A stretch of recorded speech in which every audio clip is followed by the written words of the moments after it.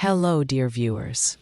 You are on the channel where the scariest and most mysterious stories come to life. True events, dark legends, and fictional tales that will send shivers even down the bravest spine. Every story here is a journey beyond the ordinary. If you enjoy fear and the unknown, subscribe to the channel. And don't forget to leave a like so you never miss a single story. Today I will tell you a story that chills me to the bone. This is not just a legend, it is a real mystery about the day an entire village vanished without a trace.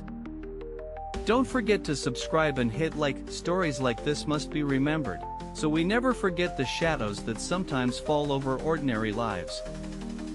He remembered the first time he heard about Hoer Verde, a small Brazilian village hidden deep in the jungle, where his uncle once lived. His name was Rafael, and he was just a boy when his family received a strange letter from his uncle, written in a trembling hand. He never forgot the words, "Something is wrong here. The nights are too quiet. People are afraid, but no one knows why."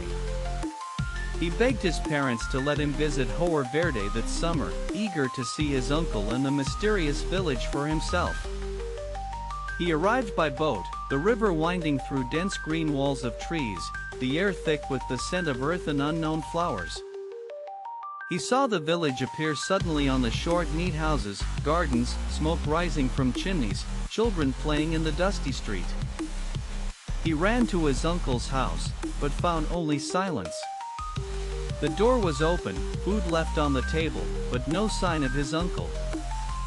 He wandered the village, calling out, but no one answered. The only sound was the wind rustling through the banana trees. He noticed that every house was empty, as if everyone had left in the middle of their day, leaving behind unfinished chores and half-eaten meals.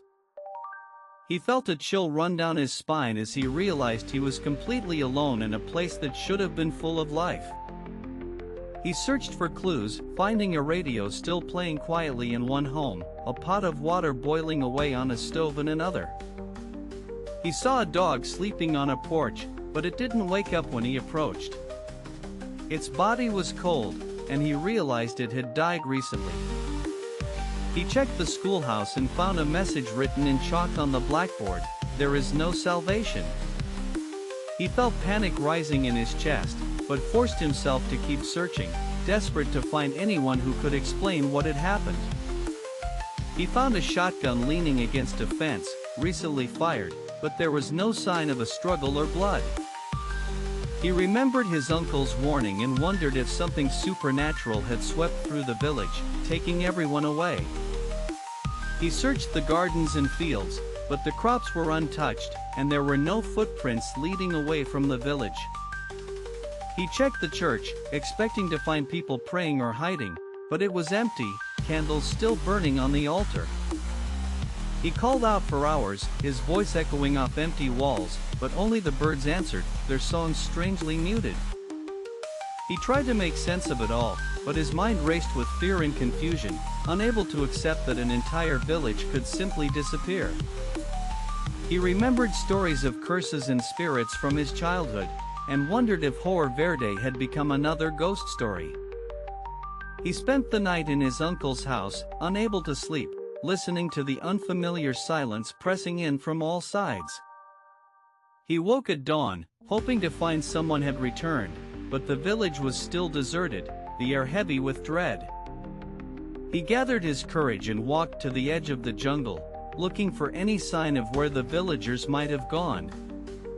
He found nothing, no broken branches, no trampled grass, no trail to follow. It was as if the earth had swallowed them whole. He returned to the center of the village and rang the church bell, hoping the sound would bring someone out of hiding. He waited for hours, but no one came. The only response was the distant call of a howler monkey in the trees. He searched the school again, reading the message on the blackboard over and over, trying to understand what it meant. He found a notebook on the teacher's desk, filled with frantic handwriting. They come at night. We cannot fight them. Forgive us. He wondered who they were, and why no one had tried to run or defend themselves. He tried the village's only telephone, but the line was dead, the receiver buzzing with static. He checked the riverbank, thinking maybe the villagers had fled by boat, but all the canoes were still tied up, untouched. He saw strange marks in the mud near the water, not footprints, but deep, round impressions he couldn't identify.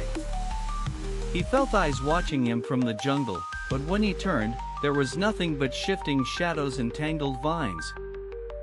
He remembered his uncle's stories about lights in the sky and strange noises at night, but had always thought they were just tales to scare children. He tried to leave the village, but the path through the jungle seemed to twist and change, leading him back to the same clearing every time. He grew more desperate as the day wore on, his fear mounting with every unanswered question. He tried to write down everything he saw, hoping someone would believe him if he ever escaped. He rationed the food he found in the houses, not knowing how long he would be trapped in the empty village. He began to hear whispers at night, voices just beyond the edge of hearing, calling his name and begging for help. He saw shadows moving in the corners of his vision, but when he looked directly, there was nothing there.